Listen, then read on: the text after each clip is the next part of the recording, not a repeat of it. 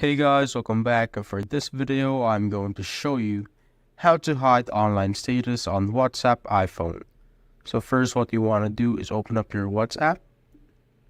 Once you're there, just simply go to settings. It can be seen on the bottom right corner with the gear icon right there. And once you're here, just tap on the privacy section.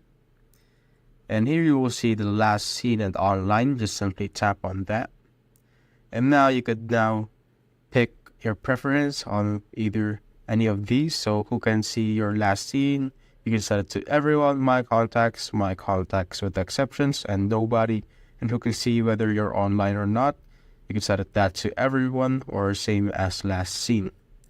So if you want to hide your online status, just set it to nobody right here. And as you can see, you could also set the who can see you when you're online. Could go with same as last seen or everyone.